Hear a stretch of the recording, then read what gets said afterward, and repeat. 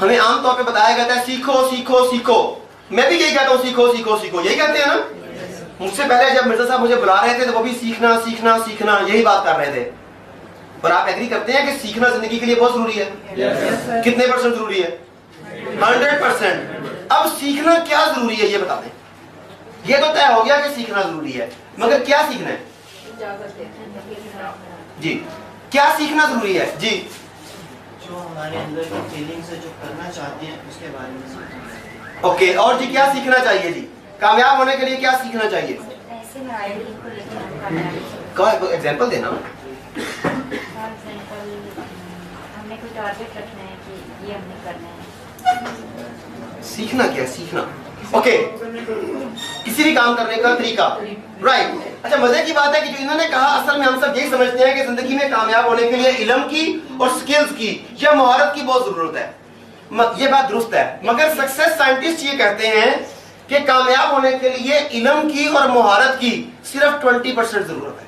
ये एक अजीबोगरीब फिलॉसफी है जो आम सोच से बिल्कुल हटके है।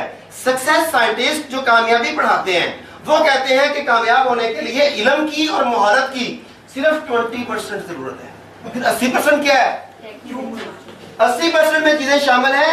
आपका सेल्फ कॉन्सेप्ट, आपकी अपने बारे में क्या राय है, आपकी तवक्कुआत अपने आप से, लोगों से, सोसाइटी से, प्रोडक्ट से, इदारे से, लीडर से, टीम से, तवक्कुआत, आपकी लगन, कमिटमेंट, जोश और वलवला, आपकी बसीरत, आपकी वैल्यूज, आपके मकासद, आपकी स्ट्रेटजीज, ये चीजें मैटर करती हैं 80%।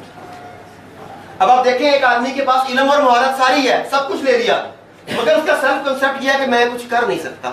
आपने कई पढ़े लिखे डिग्री याफ्ता नाकाम लोग देखे? अक्सरियत ऐसे लोगों की नहीं है हमारे यहाँ। सब कुछ है, अपने बारे में राय यह है कि मैं नहीं कर सकता। सब कुछ है तो अखबार ठीक नहीं है, सब कुछ है इल्म और महारत, कमिटमेंट नहीं है, सब कुछ नहीं है, काम करने का जोश नहीं है, सब कुछ नहीं है, गोल्स नहीं है, सब कुछ नहीं है, सब कुछ है, स्ट्रेटजीज नहीं है, तो बंदा कामयाब हो जाएगा? इल्म और महारत तो है, ये नहीं तो कामयाब नहीं। अब उल्टी सिमत में आ जाए, इल्म और महारत नहीं है, इल्म और महारत नहीं है, ये है। अब एक आदमी का अपने बारे में सेल्फ कॉन्सेप्ट ये है, राय ये है कि मैं नई चीजें सीख सकता हूं, तो वो सीख लेगा। उसकी अपने से तवक्कुआत ये है कि मेरे में सीखने की सलाहियत है, वो सीख लेगा। एक की लगन है, कमिटमेंट है सीखने से, वो सीख लेगा। जोश है, सीख लेगा। ये नहीं, अगर ये चीजें हैं तो वो हासिल की जा सकती है, वो है, ये नहीं है तो मंजिल नहीं मिल सकती है। अब आपको एक और वजह सामने आ गई, आपकी कामयाबी और नाकामी में जो डिफरेंस आ रहा है, कामयाबी जिस स्पीड से नहीं मिल रही, उसकी वजह यह है कि क्या आज तक हमारा ज्यादा फोकस इस चीज पर नहीं रहा? Yes sir. तो ये तो 20% है, तो सक्सेस की रेशियो भी 20% है हमारी। इसे 100% करने के लिए बाकी बंदा 80% भी पूरा करना पड़ेगा। 100% करने के लिए वो भी करना होगा, ये भी करना होगा, लेकिन बड़ा रोल किसका है? 80% का। और हमने आज तक इसे निगलेक्ट किया हुआ है, हम इस पे गौर ही नहीं कर रहे। तो आज के बाद हम किन चीजों पे ज्यादा फोकस करेंगे सीखने के लिए?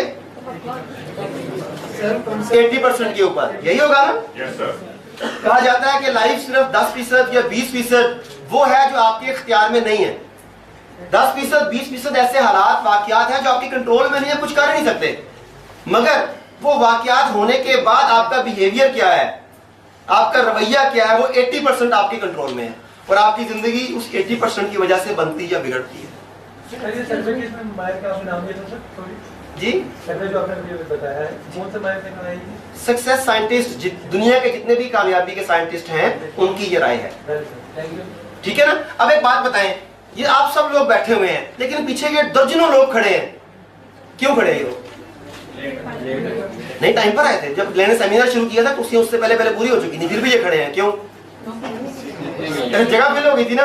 अच्छा, ये लोग खड़े हैं, लेकिन कई लोग दरवाजे में आके वापस भी चले गए।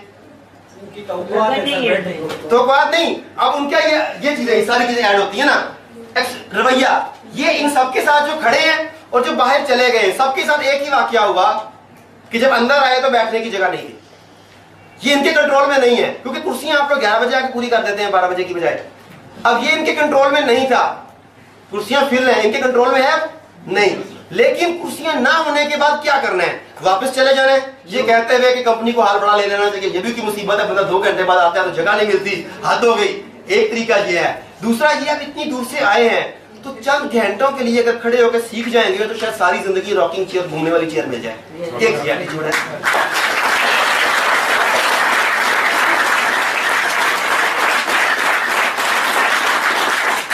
तो फिर 80% ये डिसीजन इनका है ना कि हमने यहाँ रहना है, तो ये 80% मैटर करेगा कि 20% कुर्सी नहीं मिली, ये मैटर करेगा।